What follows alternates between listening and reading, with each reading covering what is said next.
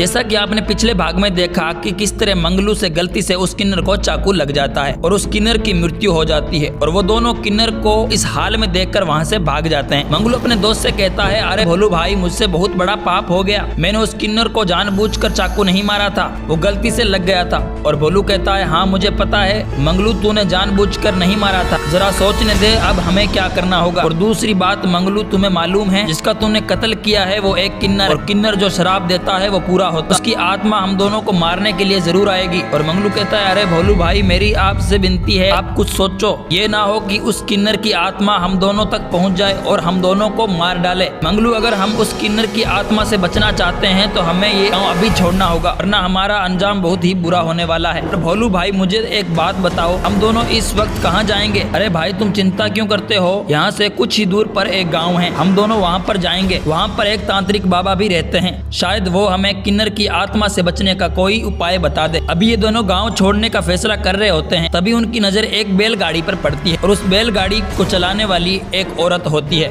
जिसने अपना चेहरा ढका होता है। वो दोनों ये देखकर बहुत ज्यादा हैरान होते हैं। देखते देखते वे बैलगाड़ी उन दोनों के करीब आ जाती है और भोलू उससे पूछता है, तुम यहाँ पर इस वक्त क्या कर रही हो? और वो औरत उन दोनों से कहती है, मैं पास के गाँव की रहने वाली हूँ और इस गाँव में कुछ काम से आई थी, अब मेरा काम खत्म हो गया है और मैं अपने गाँव की तरफ वापिस जा रही हूँ। वो दोनों उस औरत की बात सुनकर बहुत ज्यादा खुश हो जाते हैं और उस औरत से कहते हैं कि हम दोनों भी उसी गांव में जा रहे हैं जहां पर आप जा रही हो, क्या हम भी आपकी इस बैलगाड़ी पर बैठकर वहां पर जा सकते हैं? और वो कहती है, मैं भी वहां जा रही हूं, आप दोनों बैठ जाएं, मैं आपको वहां छोड़ दूंगी। फिर वो दोनों उस बैलगाड़ी पर सवार हो जाते हैं और वो बहुत ही खुश होते हैं, एक दूसरे से बात कर रहे होते हैं। और जब वो आपस में बात कर रहे होते हैं तो अचानक वो बैलगाड़ी हवा में उड़ना शुरू कर देती है। वो दोनों ये देखकर बहुत ज्यादा डर जाते हैं। फिर वो दोनों पीछे मुड़कर उस औरत की तरफ देखते हैं तो वो औरत नहीं बल्कि वही किन्नर की आत्मा होती है जिससे वो डरकर भाग रहे थे। और उन दोनों की आंखें किन्नर की आत्मा को देखकर फटी की फटी रह जाती है। फिर वो किन्नर की आत्मा उन दोनों को मारने के लिए आगे बढ़ती है और वो दोनों उस आत्मा से बचने के लिए पीछे बढ़ते हैं तो वो दोनों बैलगाड़ी से नीचे गिरकर मर जाते हैं। इस तरह वो किन्नर की आत्मा अपनी मौत का बदला ले लेती है और उन दोनों को अपने किए की सजा मिल जाती है। तो गाइस, आज के लिए बस इतना ही, मिलते हैं अगली वीडियो में, तब तक के लिए bye bye and take care.